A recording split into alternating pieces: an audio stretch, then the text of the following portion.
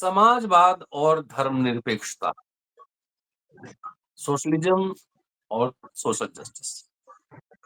Doctor जी। अंबेडकर ने दस्तावेज 1947 में 15 मार्च 1947 को संविधान सभा को सौंपा।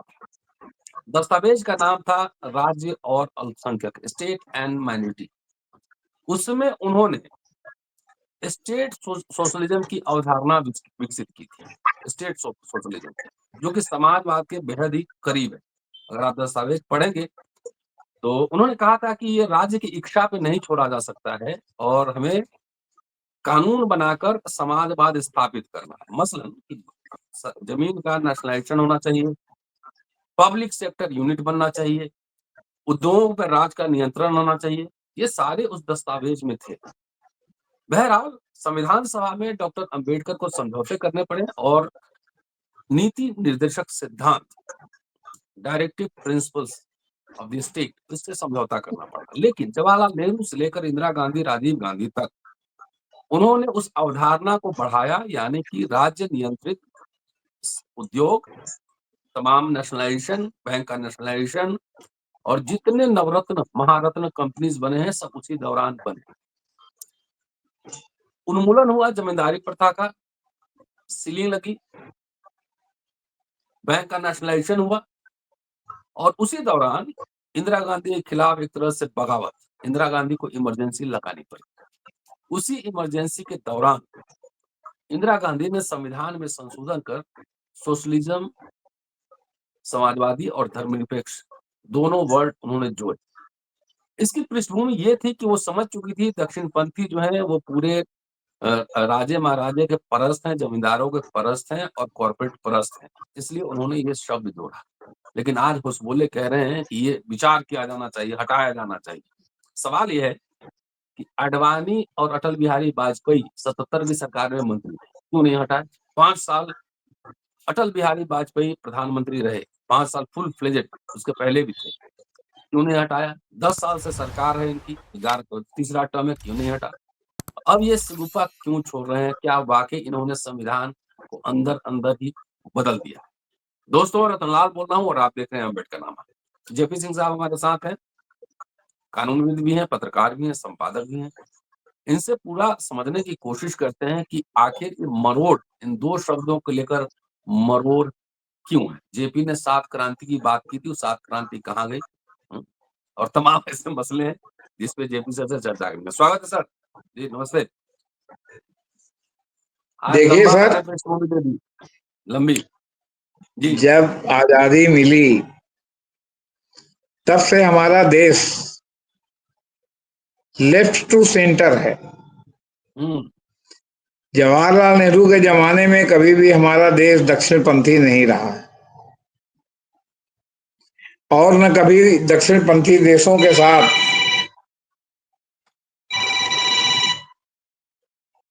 हमारा जो है वो कोई गठबंधन रहा है। ऐसे भी जो है गुटनिरपेक्ष रहने के साथ साथ हमारा देश अगर किसी के नजदीक था तो रूस के नजदीक था तो चीन के भी नजदीक, लेकिन चीन ने पंचशील सिद्धांत को, जो कि नेहरू जी का बहुत ही मतलब एक व्यापक दृष्टिकोण था कि हम अगर पंचशील के साथ चलें तो हमें जो सेना पर जो बहुत पैसा खर्चा करना पड़ता है, जो अनुपयोगी है, अनुपयुक्त है, देश के डेवलपमेंट के विरुद्ध है, उससे हम बचेंगे। लेकिन चीन ने ये सब गड़बड़ी कर दी 62 के युद्ध में। तो ये मामला जरा गड़बड़ा गया। खैर, देखिए, कांग्रेस में एक समय ऐसा था जवाहरलाल नेहरू के बाद जब पूंजीपतियों का वर्चस्व हो गया था और सदोबा पाटिल से लेके मोरारजी देसाई तक सब राइटिस्ट ग्रुप में थे। और जब शास्त्री जी के बाद इंदिरा गांधी प्रधानमंत्री बनी तो खुल के ये युद्ध सिंडिकेट और इंडिकेट का सामने आ गया, क्योंकि संगठन में सिंडिकेट का कब्जा था, जो कारपोरेट परस्त और पूंजीवादी लोग थे, जिसमें मुरारजी देसाई से सदोबा पाटिल तक शामिल थे। लेकिन फिर वो इंडिकेट सिंडिकेट बना और सिंडिकेट को जो है जनता ने ठुकरा दिया, इंडिकेट को अपना लिया। इस बीच में जो जयप्रकाश नारायण जी पैदा हो गए और उन्होंने सबको साथ लेके जो चुनाव कराया, तो, तो सिंडिकेट मैंने वो जो संगठन कांग्रेस, समाजवादी पार्टी, जनसंघ, ये सब लोगों को मिला के उन्होंने जो चुनाव कराया और जनता पार्टी बनाया, तो उसमें एक प्रकार से सिंडिकेट का जो है विलय ही हो गया। फिर संगठन कांग्रेस उसके बाद से जो है उसका अस्तित्व ही लगभग समाप्त हो गया। और ये जयप्रकाश नारायण थे जिसके कारण मुरारजी देसाई प्रधानमंत्री बन गए, वरना मुरारजी देसाई कभी प्रधानमंत्री बन नहीं सकते थे, क्योंकि देश की जनता उनको स्वीकार नहीं करती, क्योंकि इस देश की जनता भी मेजॉरिटी जो है वो सेंटर टू लेफ्ट रही, क्योंकि ज्यादातर हैव नॉट्स रहे हैं, जिनके पास हैव जो है वो उनकी संख्या सदैव से कम रही, और इतना खुलकर नंगा नाच भी नहीं था। तमाम आपके जो है मिक्स्ड इकोनॉमी थी, और तमाम जो है आपके जो है पब्लिक सेक्टर में जो है तमाम इंडस्ट्री, तमाम हैवी इंडस्ट्री, हैवी इलेक्ट्रिकल्स, सब जो है वो क्या कहते हैं आपके स्टेट सेक्टर में जो है जवाहरलाल नेहरू के समय में ये हुआ। अब ऐसे में इंदिरा गांधी ने जब इंडिकेट में उनका पूरा वर्चस्व हो गया, तो उन्होंने, जनता ने स्वीकार कर लिया, तो उन्होंने प्रीवी पर्स खत्म किया राजा हुँ, महाराजाओं का।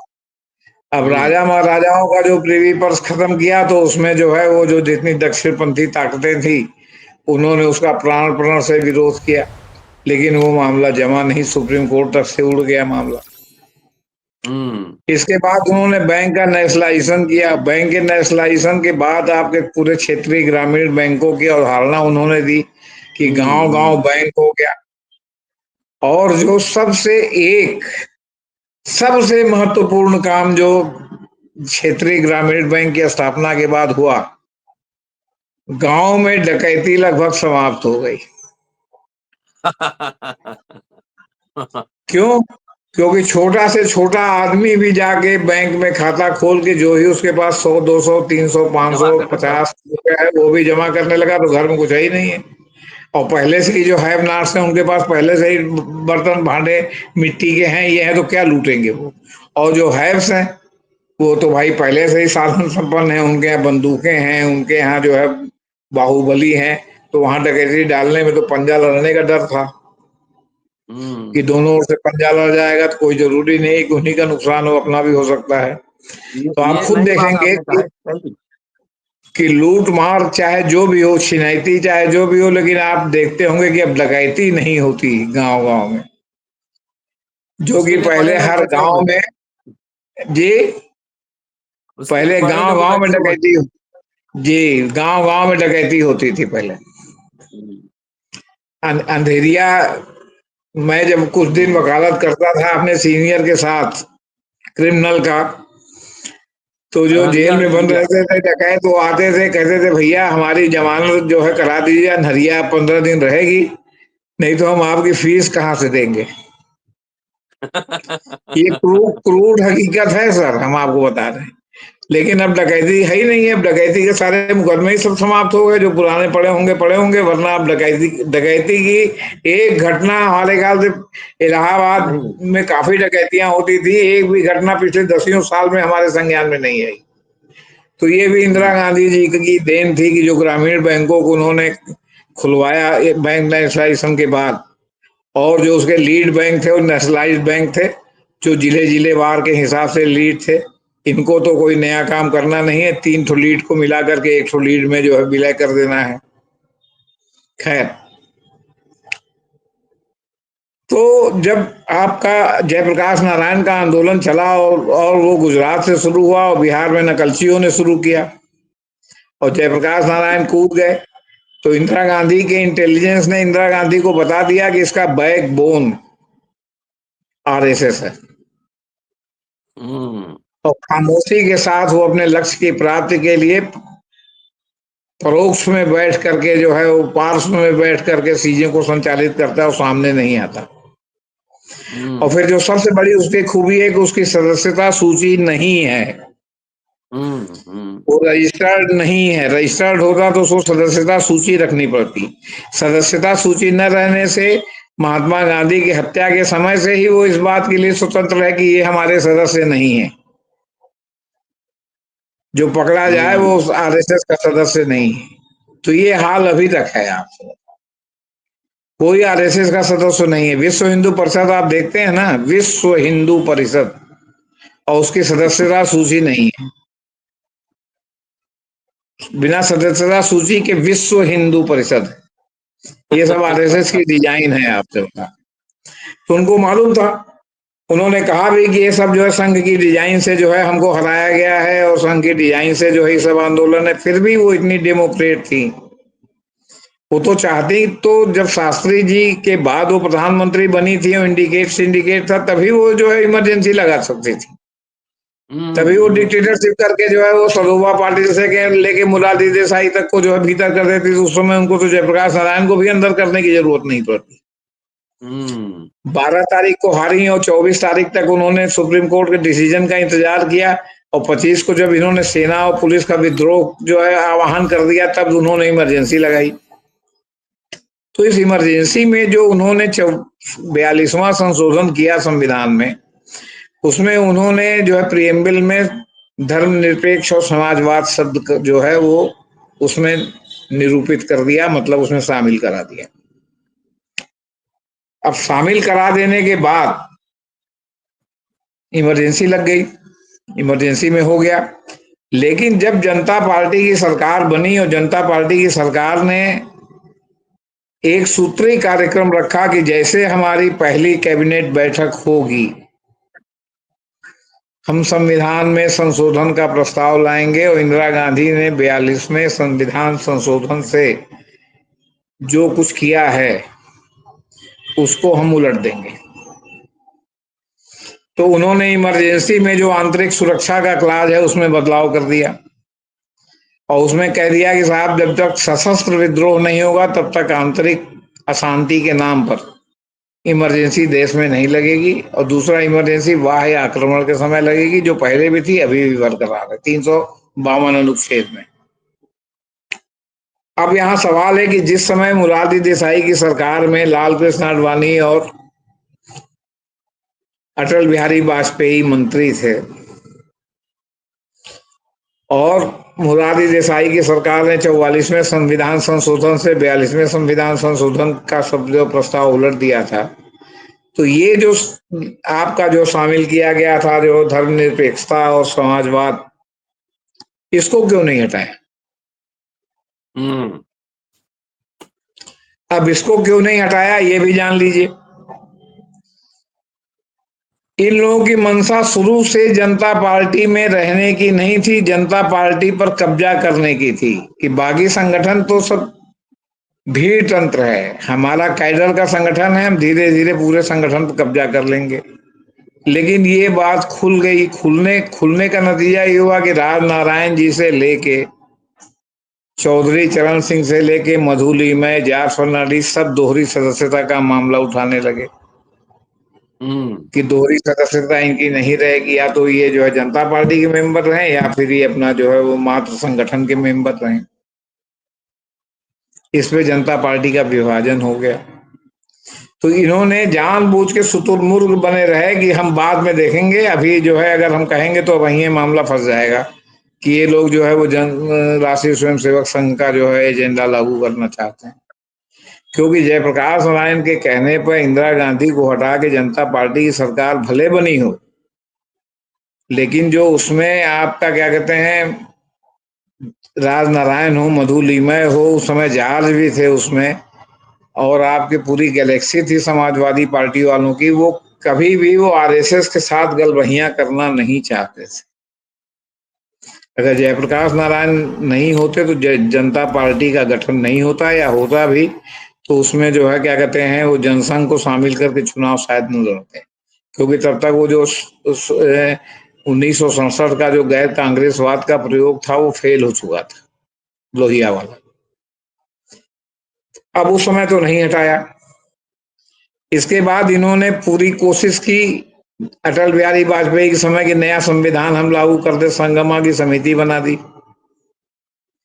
संगमा साहब लगे संविधान की समीक्षा लिखने, लेकिन किन्हीं कारणों बस ये मामला परवान नहीं चढ़ पाया।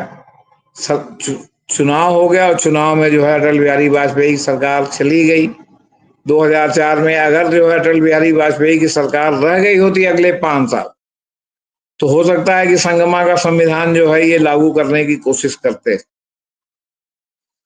लेकिन वो सरकार ही चली गई, और सरकार चली गई तो लगातार 2 टर्म जो है वो क्या कहते हैं एनडीए की जीत नहीं हुई। फिर मोदी जी का प्रादुर्भाव और जीत हुई, तो मोदी जी आए तो शुरू शुरू में तो ये 100 दिन में अच्छे दिन ला रहे थे, 50 दिन का समय मांग रहे थे, नोटबंदी ही किया इन्होंने तो फेल हो गई, उसी में जूझ रहे थे। लेकिन जब उसके बाद दूसरी बार ये चुने गए, फिर तीसरी बार चुने गए, क्योंकि फिर दूसरी बार ये लोकप्रिय वोट से नहीं चुने गए, दूसरी बार तो ये मशीन से चुने जाने लगे, इसलिए इनको जनता की परवाह नहीं रह गई। तीसरी बार भी ये मशीन से चुन लिए गए, इनको जनता की परवाह नहीं रहेगी, जोड़ तोड़ करके सरकार बना ली। चंद्रबाबू नायडू और नीतीश कुमार की गर्लफ्रेंड, इनको जो है बैसाखी मिल गई, इन्होंने सरकार बना ली, इनकी सीट घटी जरूर। और उसमें ये एजेंडा उठ गया कि ये संविधान बदलना चाहते हैं, 400 सीट चाहते हैं ताकि संविधान को ये बदल दें। जनता ने इसे ठुकरा दिया और इनको जो है बहुमत से भी नीचे 240 पे ला दिया। तो अब ये देख रहे हैं कि फिलहाल तो 240 सीट से हम जो है वो संविधान नहीं बदल सकते, तो इन्होंने नया सगुफा छोड़ा है कि साहब जो है वो चूंकि इमरजेंसी के दौरान इसको इसमें इनकॉर्पोरेट किया गया, ये मूल में नहीं था, अम्बेडकर के उसमें नहीं था, तो अम्बेडकर के नाम को ही भजा रहे हैं। हालांकि संविधान सभा में इसमें बहस हुई थी, लेकिन जो है ये अंत में तय हुआ कि ये तो पूरा संविधान ही धर्मनिरपेक्ष और जो है समाजवाद पर आधारित है, इसलिए कोई जरूरी नहीं कि इन शब्दों को उसमें शामिल किया जाए। इस आधार पर एग्जैक्टली। नहीं शामिल किया गया, वरना उस समय भी शामिल किया जा सकता था, बात उठी थी, संविधान सभा में इस पे बहस भी हुई थी।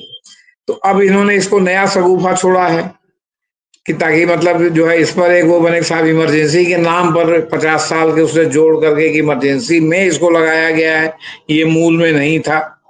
कुछ कुछ तो हो, लेकिन इनको कौन समझाए कि सुप्रीम कोर्ट में कई बार इसको चुनौती दी गई कि साहब ये इमरजेंसी में लगाया गया है, इनको इसको हटाया जाए, और सुप्रीम कोर्ट ने कहा कि नथिंग डूइंग, एक लाइन भी उसमें से नहीं हटेगी, ये सुप्रीम कोर्ट कह चुका है।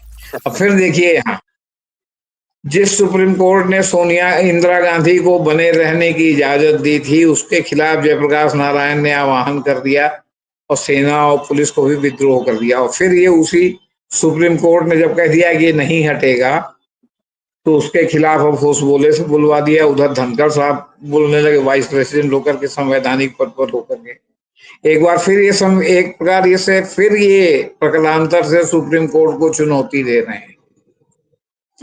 और हम्म। लगातार जो है चीफ जस्टिस से लेके सारे जजेस सरकार पर हमलावर हैं। आपके जो है जहां गवाई साहब लगातार कह रहे हैं कि हम संविधान के बिल्कुल एकदम टोटो संविधान के आधार पर चलेंगे, वहीं उज्जवल भूइया साहब भी कह रहे हैं, वहीं जो है वो क्या कहते हैं और वरिष्ठ जज कह रहे हैं कि जो है क्या कहते हैं दीपांकर दत्ता कह रहे हैं कि जो है वो क्या कहते हैं कॉलेजियम को बदनाम किया जाता है। अगर कॉलेजियम के ही मन से सारा काम हो रहा है, तो फिर कॉलेजियम जिन नामों को भेजती है, सारे नाम जज क्यों नहीं बनते? तो हम्म। मोदी जी ने भी कल भाषण दे दिया है कि इमरजेंसी में सुप्रीम कोर्ट को गुलाम बनाना चाहती थी। मोदी जी की खासियत है कि जो काम मोदी जी करना चाहते हैं, वो जब फंसने लगते हैं तो वो तुरंत जो है कांग्रेस पर आरोपित कर देते हैं हम्म। कि साहब कांग्रेस जो है सुप्रीम कोर्ट को गुलाम बनाना चाहती थी। आज अखबारों में है, गुलाम तो ये बनाना चाहते हैं। लगातार जो है वो रविशंकर प्रसाद जब कानून मंत्री थे तब से लेके, रिज्जू कानून मंत्री थे तब से लेके, हमेशा जो है वो क्या कहते हैं सुप्रीम कोर्ट की सक्रियता उसको लेकर के ये लोग हमेशा से अटैक करते रहे हैं। धनखड़ साहब लगातार अटैक करते रहे हैं। आपके क्या कहते हैं, और इनके कभी कभी निशिकांत दुबे कुछ बोलते हैं, तो कभी कोई कुछ बोलता है, तो कभी कोई कुछ बोलता है, तो साहस दुश्मन वाली पार्टी है। एक कहेगा का, दूसरा कहेगा खा, तीसरा कहेगा गा, चौथा कहेगा घा, माने एक साथ 100 प्रकार की बोली भाषा निकलेगी। अब आप समझिए कि कौन सही है कौन गलत है। ये कहेंगे हमारे एजेंडे में नहीं है, वो कहेंगे हमारे एजेंडे में नहीं है, वो कहेंगे नहीं ऐसा हमारे एजेंडे में है। ये कहते हैं ना कि काशी मथुरा हमारे एजेंडे में नहीं है, ओपनली भागवत साहब ने कहा काशी मथुरा हमारे एजेंडे में नहीं है, और काशी मथुरा में इनके लोग लगे हुए हैं। 50 किताब मुकदमा जो है इलाहाबाद हाई कोर्ट से लेकर सुप्रीम कोर्ट तक में दाखिल कर रखा है इन्होंने, काशी और मथुरा को लेकर के अलग अलग। कभी सर्वे हो रहा है तो कभी ये हो रहा है तो कभी वो हो रहा है। तो ये जो कहते हैं और इनकी करनी में, और फिर प्रधानमंत्री जहां घिरने लगते हैं वहां तुरंत वही वो सारा आरोप कांग्रेस में थोप देते हैं। मतलब इंदिरा तो गांधी ये ने लग गया। तो अब सवाल है कि जब सुप्रीम कोर्ट ने भी कहा कि नहीं हटेगा, तो फिर इन सब बातों का क्या मतलब है। और लेटेस्ट खबर ये है कि होसबोले साहब के खिलाफ कर्नाटक में कांग्रेस के एफआईआर। एक पदाधिकारी ने एफआईआर करा दिया है कि ये जो है इन्होंने संविधान का अपमान किया है, ये संविधान ये सबका है। तो ये यहाँ तक लेटेस्ट है सर। चलिए सर, बहुत बहुत शुक्रिया। और ये बात तो है कि समाजवाद और धर्मनिरपेक्षता से देश की जनता को नहीं, आरएसएस को ज्यादा दिक्कत है। खेल समझिए, इंदिरा गांधी बहुत ही विजनरी लीडर थी। वो जानती थी कि ये कॉर्पोरेट परस्त है, जमींदार परस्त है, राजे महाराजा परस्त है, ये पार्टी दक्षिणपंथी है। इसलिए उन्होंने उस दौरान धर्मनिरपेक्षता और समाजवाद शब्द को जोड़ा। इंदिरा गांधी पे लगातार बहस करने की जरूरत है। पॉलिटिकल पार्टी वाले क्या करेंगे नहीं करेंगे, लेकिन हम लोग एकेडमिक बहस तो चलाते रहेंगे। जी सर। जी ठीक करें। Thank you sir, thank you. ठीक।